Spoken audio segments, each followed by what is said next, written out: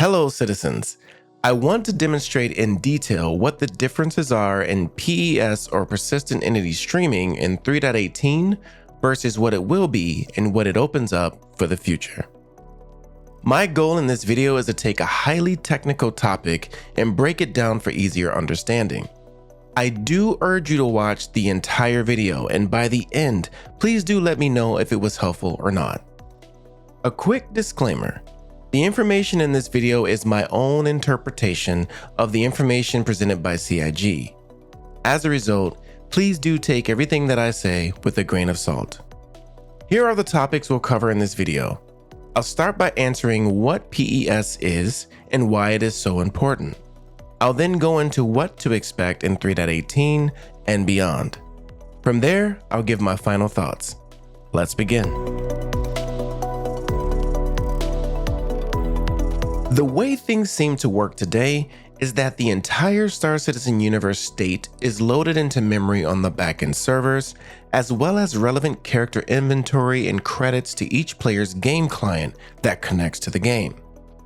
For the sake of clarity, game state is the current state and condition of all objects, variables, and data within the universe at any given time. As we play Star Citizen, many of the actions that we take are effectively updating the state of the universe. This includes items that you acquire, the missions that you take, the credits that you earn, the ships that you fly, and simply interacting with the game world in general. The entity graph is the complete hierarchical data structure that defines and organizes the relevant data of the Star Citizen universe as a whole. It is this data that needs to be persisted outside of the game simulation. As things change in the universe as we play, the entity graph needs to be updated. When a new server is created, the entity graph is referenced to inform the newly created simulation instance of the state of each object and entity within the verse.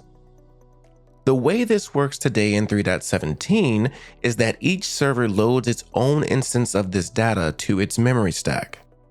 Every client that connects to that server loads portions of data relevant to the player character, including the universe game state. Today in 3.17 and prior, there has been limited persistence as some key data about your character is persisted outside of the simulation. However, there is far more data that requires persistence in order for Star Citizen to become what it was ultimately envisioned to be.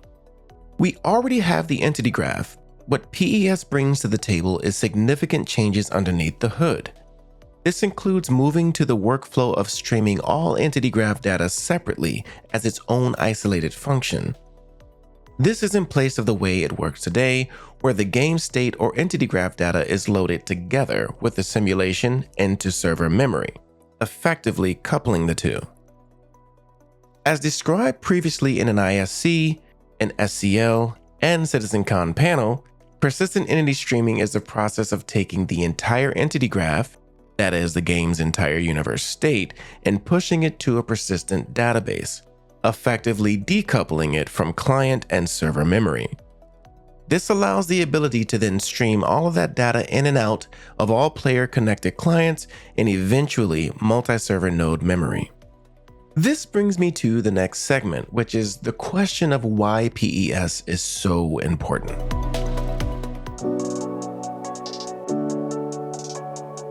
The goal of CIG for Star Citizen is that there is full persistence within the Star Citizen universe and at scale.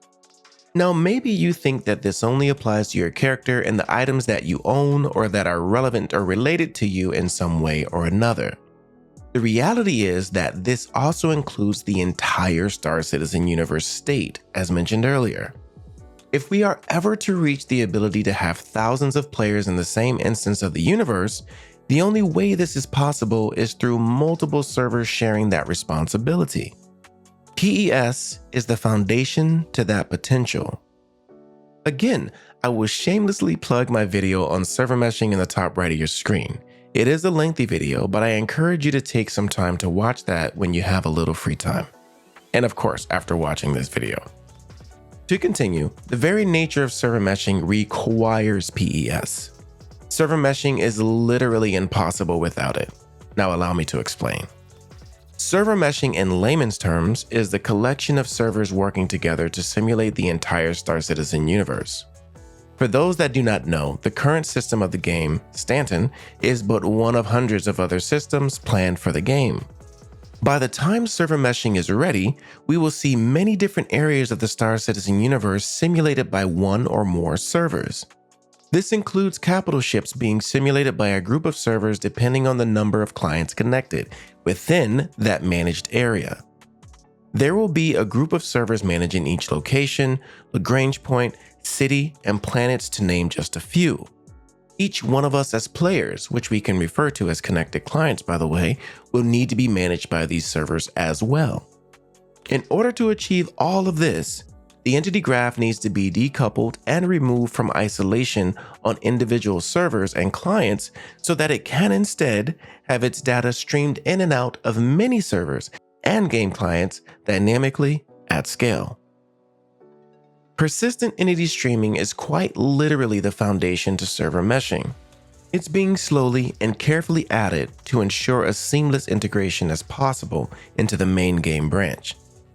Let's now discuss where PES is today in Alpha 3.18 in the following segment.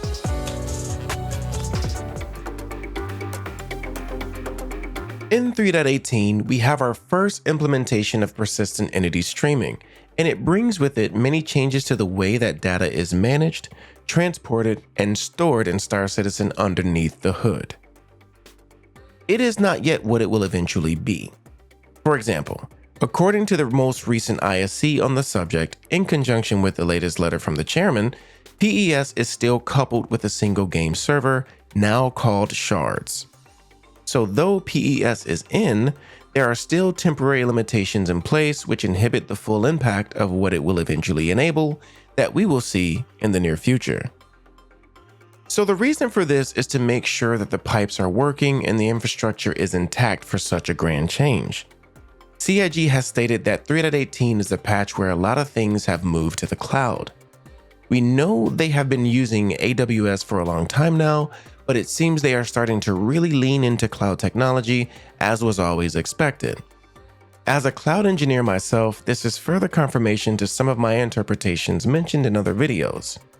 CIG is going to utilize the full functionality of the cloud computing space to make the dream a reality. This is so exciting for me personally, and I hope that you are starting to understand the level of greatness CIG is aiming for with Star Citizen. Sometimes you have to properly envision the desired achievement to better understand the challenges and hills that have to be climbed and overcome. This is why for all of the hurdles that CIG has had to jump over, I am one who marvels at how they always eventually overcome the challenges, rather than lamenting over the small timetables that get missed here and there in the pursuit of the ultimate goal. Now maybe it's because I'm a tech guy who loves games, or maybe it's Maybelline, I don't know.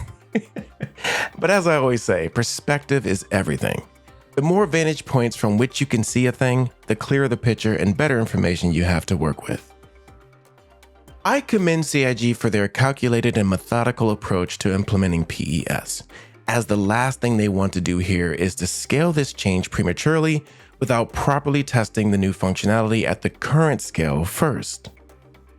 So persistent entity streaming is simply replacing the previous legacy system from before 3.18. The fundamental changes are there, in that persistence is now basically enabled, but we are not yet at the point where we have one big simulated universe. We currently still have many isolated instances of the Star Citizen universe in the form of many shards per region.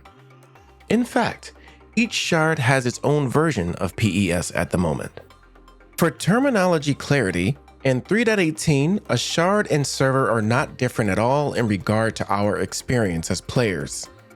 However, it does seem to be very different from an architectural standpoint. So going forward, I will use the term shard in place of server for continuity's sake. This shard and server confusion will eventually change once server meshing enters into the fray. Right now, we are still dealing with single shards simulating single isolated instances of the Star Citizen universe. So getting disconnected from a shard still means you will be disconnected from any unstowed items you left in that shard's universe instance. The bright side of this for 3.18 is that Chris Roberts and the devs have stated that the plan is to allow us to choose the ability to rejoin the same shard upon disconnection or crash. This will be a sufficient temporary solution until server meshing is implemented, when getting disconnected due to a server dying will be a non-issue for connected clients, meaning us players. So again, in 3.18, the server you get assigned to is in fact a shard. When server meshing is implemented, a shard will become that collection of mini servers simulating the same Star Citizen universe instance that will be able to hold thousands of players at a time. We are not there just yet, but we are well on our way, and it's intoxicatingly exciting. This is now a great segue into the next segment.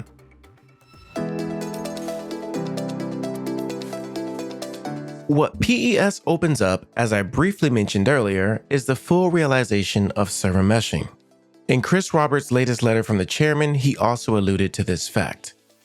Persistent entity streaming and other relevant services like the replication layer now need to begin their decoupling from the individual shards and clients.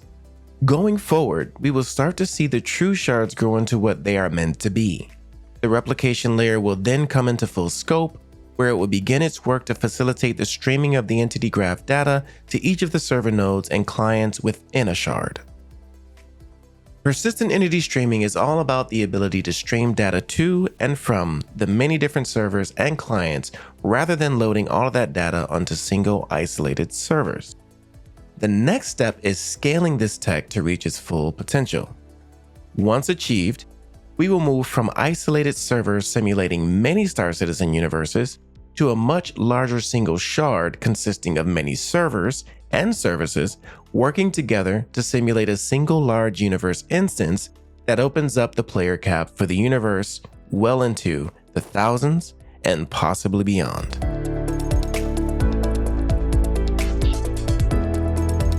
CIG has said this on a few occasions, but persistent entity streaming in 3.18 is such a monumental achievement. This detail can be easily overlooked and disregarded, and that would be a great fault in my opinion. What we have in 3.18 is probably one of the most significant patches to date for Star Citizen. I don't mind going on record saying that. It is a great time to be a Star Citizen fan and backer. This year and the next few will be game changers. Feel free to quote me on that. Every patch isn't about the bells and whistles. Though speaking of bells, the bell notification is a great thing to press if you want more of these types of videos. So I hope that this was eye-opening or at least informative to you. Let me know your thoughts in the comments section. Don't forget to like, subscribe, and also hit the bell notification. With that said, happy gaming to you, and I'll see you in the next one.